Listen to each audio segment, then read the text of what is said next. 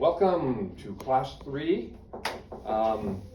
Today we're going to talk about midlife transitions. We've covered the first couple of weeks. Come on in. And Got my walker, new way. wow, we've got a full class today. This is wonderful. Wow. Welcome. Have you been before? No, I haven't. This is your first class? Yes. Okay, then I'm going to give you what we're covering today, and give that to her, and then get you caught up afterwards with what we've covered so far. And there is at the end of each week on Mondays, I'm updating a web link and emailing it to everyone that has what we've covered so far, plus this humble little simple video in case we say anything particularly smart or good or helpful in the course of the class that you could catch up on. So we have so far 2 videos posted, and after today we'll have 3. So welcome, happy MLK Day. Yes, I remember MLK Day well because I was born on February 22nd, which was George Washington's birthday. So all growing up,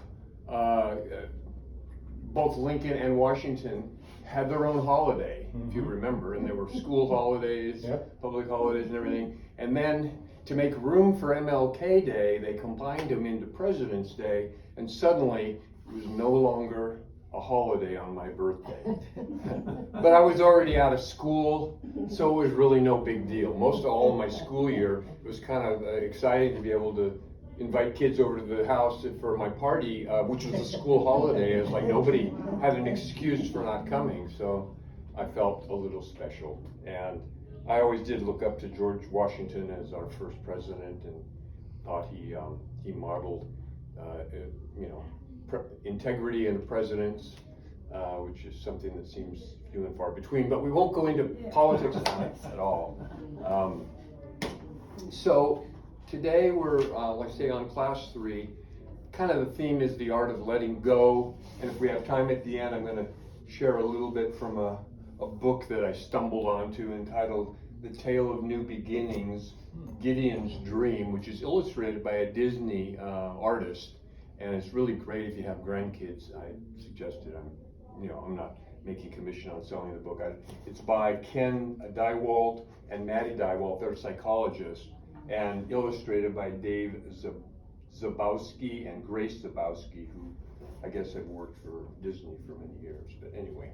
Is it sold nationally? It is. You can find it on, I found it on Amazon. In fact, I got a used copy for, I don't know, I think it's like $20, but, or 16. So I think I may have spent $10 on it or something. And something I could get for my great grandchildren. Yes, me too. I've got my grandchildren are now all ages 9 and up, and I have 2 new great grandchildren this year, and 1 in the hopper. So I'm very blessed in that way, and I'm going to be turning 70 in a month or so.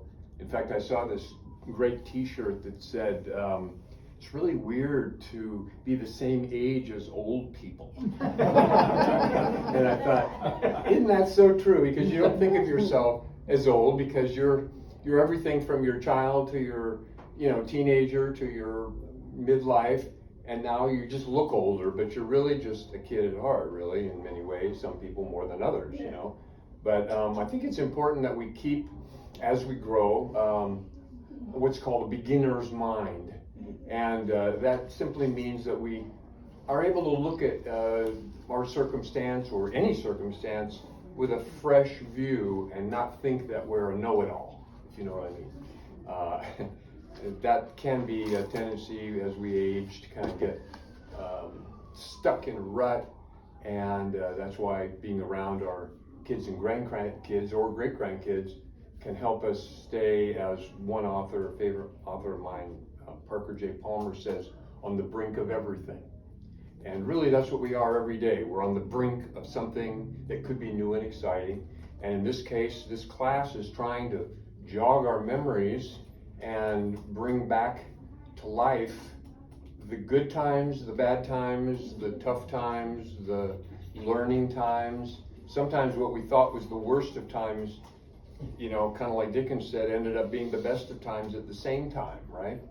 We don't know it now because we couldn't accept it as being good at the time, but lo and behold, in retrospect, we learned a valuable life lesson that we wouldn't have learned had we not gone through that crisis of whatever sort it may be.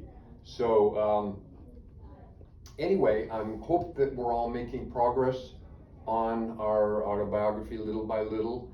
Again, just to rehearse, the goal is to do 50 to 60 or so individual memoirs over the course of the next, it'll be 6 weeks now.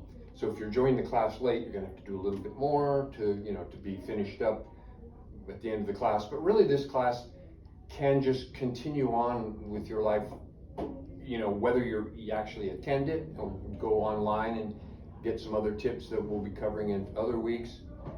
This mainly is a way for us to gather together and encourage one another, maybe hear a few of each other's stories, and maybe come up with some new ideas for adding to my initial list of 150 or so prompting questions, which are just designed to get the pump primed and to pry out that memory that is there, because our minds are like incredibly complex, and we sometimes need help, sometimes pulling out an old picture album, old videotapes, or if you have them, the old reel of 8mm films, if you still have any of those, can prompt great memories. I'm enjoying it. I'm actually looking forward to, I'm already getting to the point where I'm starting to think of a title, and I'm already in my childhood.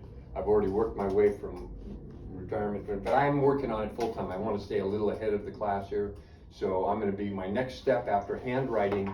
And I just got one of these where I have 4 different sections to write for each part of life. Next step will be to put it in the computer, then to edit it, probably add a lot more while I'm doing that, and then lay it out so that it could actually be printed into a book. It's really not that complicated to do. It's just a matter of sitting down and taking the time to write, which is for many people challenging, because maybe the first time that you've ever written much or journaled in your life. And once we get in the habit of doing this, there's no reason why we can't keep doing it for the rest of our life, and thereby adding to our autobiography as it goes. So what I'm going to do is I'm probably going to do it in the computer and then come up with a PDF of it, electronic version, and not actually print it until I get a little closer to the end, you might say, and then print it up with whatever I add between now and then. I haven't decided yet. I may, nowadays kids, they're just as happy with a PDF they can look at electronically, because many of them don't read real books anymore. And in fact, they'd be happier if you just did a video that they could watch it on TikTok or something, but we're talking about something that's going to be too long for TikTok. So, but you could do a YouTube video of it, and there's another teacher that's going to be doing a class here on doing a video version of it, or you can do it with an audio recorder if you're more comfortable recording, and then there are programs that'll turn it into text. So, but for me, as a writer, I find that just writing it in longhand, because I can scratch out and go back at it and look at it and not lose my first draft. If I do it in the computer and change it, then it's gone forever. So, so I've just been looking at a few possible titles. These are just a couple ideas for me. The Life and Times of M. David Bradshaw, that's one. The Evolution of M. David Bradshaw. The Life Story, My Life Story, David Bradshaw, From Glory to Glory. The Spiritual Unfolding of David Bradshaw. That one, I kind of like that one, because I've been on a spiritual journey for like 50 years, and so it's woven throughout my whole story. How Can I Say Thanks? By David Bradshaw. And that ties in with the fact that 6 months ago I had a double lung transplant, had a brush with death, and so I'm kind of a bit of a walking miracle to even be here. Good for you. So that one has a special meaning to me. I wrote a song by the same title and sent it to the donor family. I haven't heard back from them because, a lot of times there's a lot of grief involved with that. But and another one is a grateful life story by David M. Bradshaw. And how about this one? My Lord, what's next? And so those are just a few of the first ideas that fell out of my mind. You can come up with your own, but that's sort of the last thing you do after you get it all done, because then you can step back and look at it and say, what am I really, what do I want to be remembered for? So one of the things for the new people here that we said is the first step is sort of to come up with like a a mission statement, so to speak, a short sentence or even a paragraph that could be like writing your own obituary. Like, how do you want to be remembered in a paragraph? Okay. And this last year I did that very thing when I was faced with this kind of major life-changing and potentially lethal surgery. And so that got me thinking about probably not a bad idea to do an autobiography. Not that my life is any more extraordinary than your life or anybody else's life. We're all really very ordinary people that live very ordinary lives, but we have extraordinary things that happen along the way. And if we don't document them and share them with our family and friends, they'll have to be learned over again by another generation. Whereas if we can share that, don't worry about this situation or stick with your marriage, because it's not there's no perfect soulmate out there. So don't waste your time spinning your wheels looking for something that doesn't exist, because everybody has an upside and a downside, a light side and a dark side. So maybe, if I can help influence them in some positive way, then great. Some of the books today, the theme on midlife transitions and the art of letting go, there's an particular author that I'm very fond of. He's a Franciscan teacher. His name's Richard Rohr. And he has a best-selling book entitled Falling Upward. Isn't that a great title? And he says that it's really the way of nature. Everything in life goes in a cycle, and when we fall, we oftentimes it serves as a prompting to move to another level of consciousness, another level of whatever, of maturity. But anyway, the subtitle of the book is a spirituality for two halves of life. So he follows the psychologist, I can't think of his name, Carl Jung, who basically taught that life is kind of generally separated into two halves of life. The first half of life is about building up your ego, building up your self-esteem, building up your identity, and worried more about your externals, your container, so to speak, how you look, how you appear, etc. That's what the first half of life is about. But then usually somewhere in the middle of life, there's something that happens, a loss of something, a loss of money, a loss of a loved one, a loss of a relationship, whatever. And then it causes you to step back and reevaluate, is this all there is to life? I mean, that's very familiar. Midlife crisis is often called.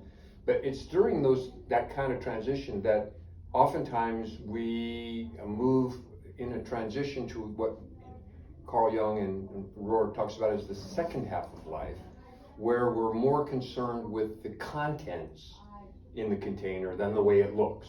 In other words, what's the task within the task? A quote here from the book, it's the first paragraph here under The Art of Letting Go. In my opinion, the first half of life task is no more than finding the starting gate, the warm-up act, not the full journey. Now, sadly, many people stay stuck in kind of a narcissistic first half of life for almost their entire life. In fact, some people all the way until their deathbed. Are they still worried about their appearances and their ego is still in charge? This is, in my view, somewhat sad because we don't move into a more mature, true eldership role of being able to be in a position of thinking of others before ourselves. And the absence of true elders in any society is a very bad sign that the culture is headed to oblivion without some form of elder leadership. So another quote here, it says the usual crossover points for this falling that we all go through is a kind of necessary suffering and homesickness. I like that concept of, we all know what it's like sometime in our life to be homesick. Maybe it was when I remember going to a summer camp, and after about 2 weeks I was like, I want to get back home, you know. But our unique bit of heaven is installed by the manufacturer, capital M, meaning creator, whatever, within the product at the beginning. We are given a span of years to discover it, to choose it, and to live our own destiny to the fullest, to discover our true self. And so I like the way that he frames this, that it's okay. There's a necessary suffering that we have to go through. Even, and in this little story that I'll summarize at the end, the caterpillar has to go through a cocooning process. And if, as the little story goes, if the little boy who wants to help the process trims the cocoon prematurely, he doesn't realize it, but he's killing the future butterfly, right? Mm-hmm. And so there is this process, this necessary suffering that we have to go through, and it's okay, it's normal, and but we need to choose how we're going to respond to it. And we really all come to a point where either our circumstances rule our life, or we've come up with some way to deal with them and incorporate them, the sufferings and that kind of thing, and get stronger as a result of it. So and this is what he calls discovering your true self, as opposed to what some mystics and teachers call your false self or your shadow self. In other words, that self that's very shallow and just not your real inner self, but just the way you appear to the world. So that would be the difference between our true self. So you could say in the second half of life, it gives our true self a chance to emerge more. In his book, The Art of Letting Go, this is another book other than Falling Upward, he describes 9 stages of maturity, 9 stages of consciousness, you might call it, that, and he does it in real simple terms. I love it because he takes complicated things and makes them simple, which is what I always tried to do myself. But he stresses that the more advanced or evolved levels of consciousness should always include all of the previous levels, rather than excluding them, which usually requires deep compassion and patience. To model this inclusiveness to youngsters is an important role of elders. And I think this is so true that a lot of times if we discover some new truth, then all of a sudden we think we're a little above, whatever, whether it be a political truth, an economic truth, spiritual truth, whatever, just any old truth that we think we discover. And so we think it makes us feel higher and better. But he's saying that a truly spiritual person is inclusive of those that don't yet understand that, and they somehow are able to communicate it in a way by modeling it and living it, that it makes them want to embrace that themselves, rather than trying to change somebody. How many of you know by example or by experience that it's very hard to change anybody, their view on anything, and especially politics, but you might as well just give up and say, you know what, all I can do is change me, and hopefully I can evolve, and if they look at what I model, then maybe a little bit of a rub off. That's about the best hope we have on changing anybody, starting with our spouse or our kids or grandkids or the neighbor next door. Rohr emphasizes that the ongoing spiritual growth usually requires some type of loss at each new successful stage of consciousness, which serves to prod us onward. And so this art of letting go helps us move to further stages. So what he's saying is that you can expect a series of fallings as you become humble and shed your ego in life. And guess what?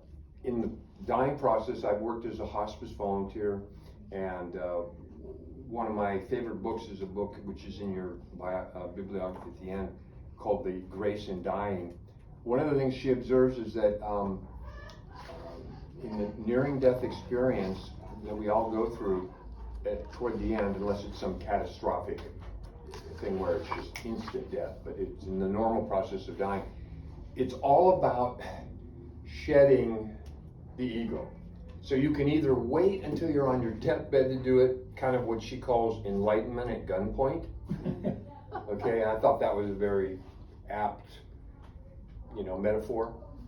Or you can somehow in life develop maybe some practices, some spiritual practices that allow you to start the process now, so it's not such a big deal at the end, and you more willingly surrender and let go of everything, including your ego, into the great beyond, whatever you think that includes. Hopefully you have somewhat providential view that you do have life beyond death. I personally do, but some people think this is it, and that's okay if that is what you want to believe.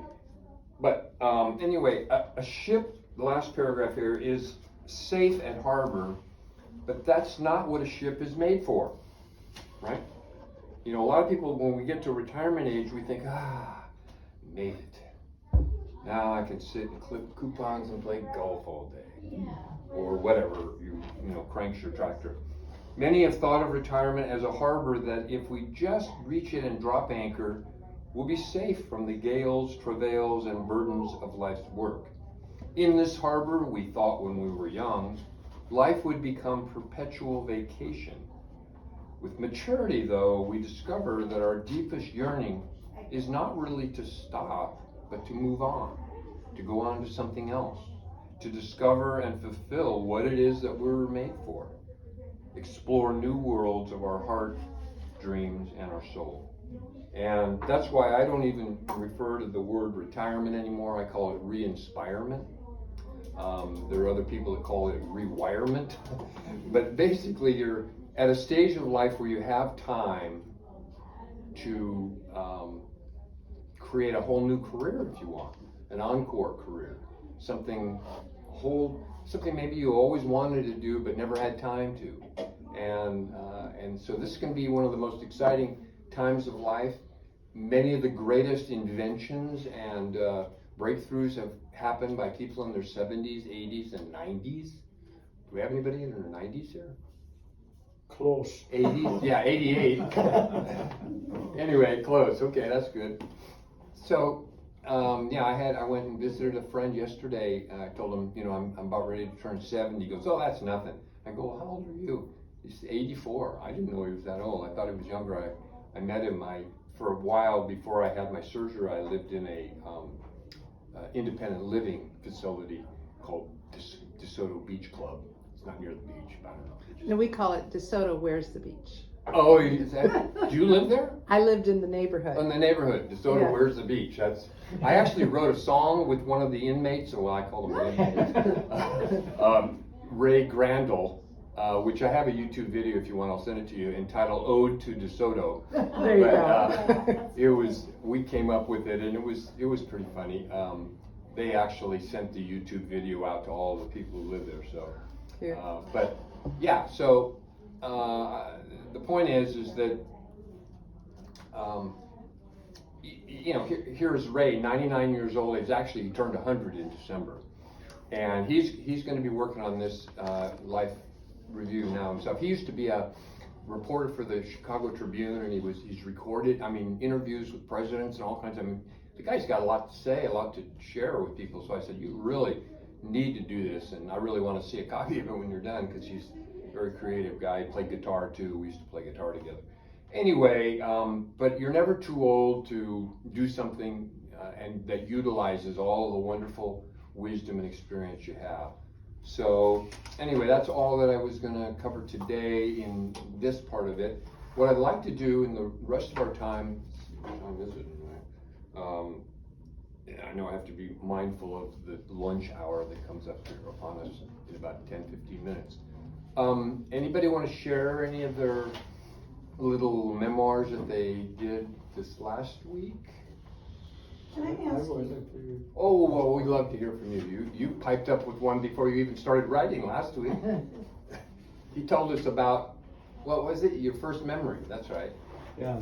This lady had a question. Okay. Oh, I have a question. Mhm. How, when I write and I answer your questions, sometimes it's a paragraph, and then It might just sometimes be a it's a whole page and Oh, a half. Yeah, Is that okay? I have some that are a paragraph or two, some that I are can 3 go on and pages on long. sometimes, because it'll trigger another area and then I Mhm. write, is that okay? Yeah, perfect, yeah, in fact, the whole idea is that you, with the 3-ring binder is that if it triggers an idea about something younger, write about that, and try to do it chronologically, just cause Yeah. it'll read better Yeah, that so way, it'll be than if it's sorted all out, like this. yeah. And so the idea is with the binder should have like ideally 4 sections in it, and so Okay. you can slide in that memory in there where it fits. And I've been writing it out in hand, but then I also do it on the phone and have my daughter print it.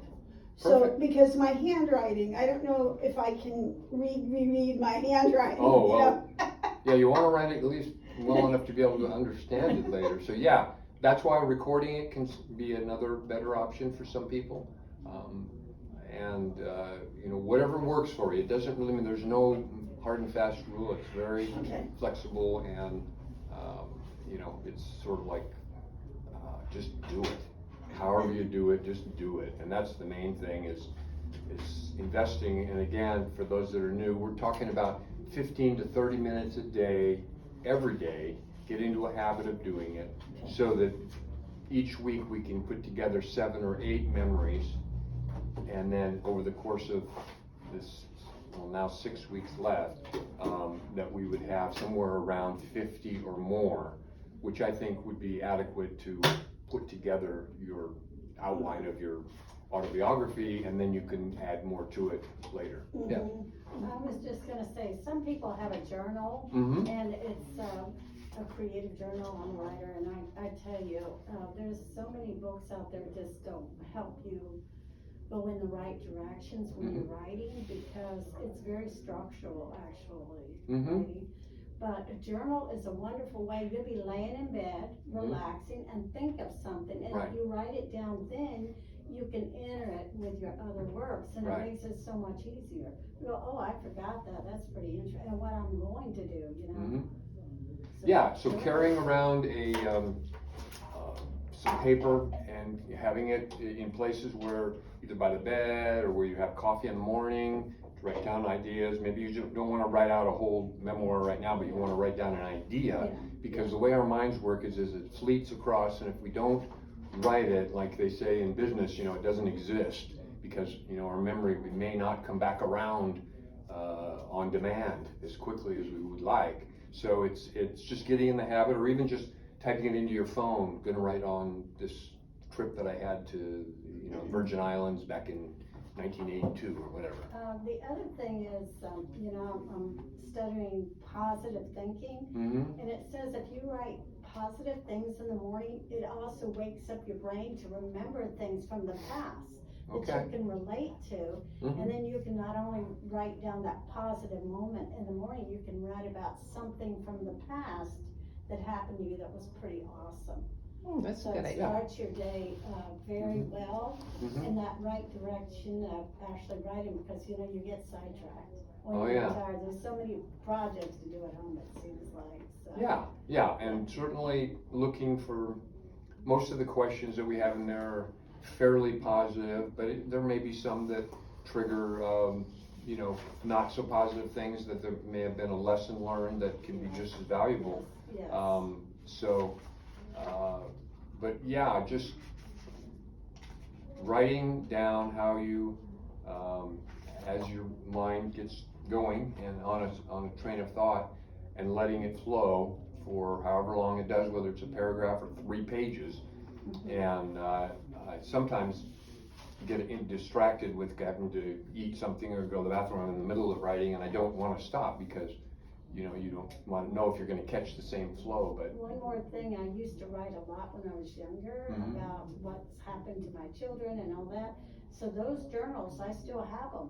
mhm. So it's a great way to pull up your history. Oh, yeah. Having this. Yeah, you're already partially there if you What have, notes you sent to your family or right, things that happened to you spiritually, like you Yep. said. But, anything that you can find, because people have boxes of stuff at home, they don't even realize, you know, I used to write poems, mhm, and I found a whole thing of poems, so it's almost like treasure hunting. yeah, Yeah, from the past to the future, mhm, yeah. exactly, treasure hunting is a good, Yeah, yeah. analogy. Okay, Stephen, you were gonna share a memory that you had? Yeah. Memoir? Yeah. What's the topic? Well, I did this under what you had there was like when you retired. Yeah, okay. But there's a little, you said that doesn't have to be fixed, so it's Right. not quite, it's some of that and some are not, right? And, what I wrote was, because we're talking about work and so forth, I said, I believe that being paid to do something that is beneficial for both parties, this is what we call a job. Therefore, my first job was harvesting or picking potatoes on a farm when I was 10 years old. This was during the Second World War, 1939 to 45. The schools were closed for 2 weeks so that the students were able to work on the farms picking potatoes. I've worked many jobs and finally retired when I was 76 years old. As the company I worked for, the owner retired, so they closed. So worked long. Actually, my first retirement was when I was 67. It only lasted for 2 or 3 weeks. Then I got a job. Got And bored, I worked huh? there for 9 years. Then continued writing poems and composed songs, all for my wife Consuelo. I sang in the church choir for 30 years, and Consuelo helped with the church bulletin and worked in the soup kitchen. We also were founder members of Mass in Spanish at St. Martin's Church in Gaithersburg, Maryland. We looked up Latin sounding names in the yellow telephone booths. You remember those? Oh, yeah. They give you your name and address and everything. Oh, yeah, Telephone yeah, and the whole thing. no privacy there, right? Unless you had an unlisted number. We were a group of 4 or 5 married couples. They were from Cuba, Colombia, Peru, Ecuador, and the Argentine. After work, we would go to people's houses to tell them there was Mass in Spanish. Also, anytime we heard anyone speaking Spanish, we would inform them also. We held Mass in the school theater room with a priest that came from Washington. We continued working on increasing the members. We asked Father Dinocio if we could have Mass in the church, and he said, you must have a minimum of 100. We continued growing, and when we reached that magic number, we started holding Mass in the church. We all had to help. I was the usher, I sang in the choir, and did the readings. Now the church, St. Martin's, has 5 masses in Spanish from none. You know. Also after retirement, I joined a group called the Writers' Workshop. We meet twice a month. The lady that runs it gives us some indication of what to write about. For instance, she gave us 3 words to incorporate into a short story. At the meeting, each person read, or after in the next meeting, each person read what they'd written with these 3 words. One of them was, the 3 words were a sinister person, someone with arachnophobia, and a stolen ring. With them 3 words, we had to write a short story. And this, you remember I was saying I like to sit up front. I didn't hear a stolen ring. What I heard was a stone ring. So I figured a stone ring, that must have been a long time ago, right? So I incorporated that in my story by the lady comes up with the Rotary Club, is this all part of where Rotary Club's having a dance so they can raise funds because they're building a school for the local community, right? So the president's wife, she comes over and she looks at the woman, she says, "Whoa, what a beautiful ring you have there, you know, I don't think I've seen that before." So she said, this is where I tried to get it in, you know, that it's a stone ring. I said, she says, "Yeah, I got this from my grandmother, and she got it from her great grandmother, and then she got it from her grandmother, you know, so it must be as far back as, surely they must have made stone rings sometime." So that's what I did. And then this is I still go to this writer's workshop. That's great. And I also, here I am as, you know, an elderly chap. Last year, I took a 6-month course at the college in Carlisle, Dickinson College, on creative writing. Wonderful. That's great. Well, lifelong learner, and congratulations on starting up that service for the Spanish, and now it's expanded into 5-fold grown. And so it's a good example of planting a seed and then being around long enough to see it come to fruition. Yeah, working on, you know, we've always worked to help other people. You know? It's just like, just a smile, you know, I said to some of the ladies, you know, thank you for the tax-free smile.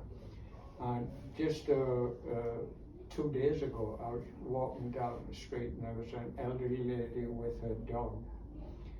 And I said, "Thank you for your tax-free smile." Well, if you'd seen her reaction, I mean, it was like a whole face lit up, you know, I mean, it was like somebody talked to her, you know, and she was like, "Oh, that's thank you," and I mean, she really went overboard, you know. And I thought as I walked away, so well, sometimes just a smile can make a difference to someone's day. Exactly. And anyway, I talk a lot, so. That's okay. Well, we're about out of time. Again, our theme this week was the art of letting go. Your assignment for next week is to write 6 or 8 questions, or answer 6 or 8 questions from section 3. So hopefully you're making progress with the retirement and moving on into marriage and family and career.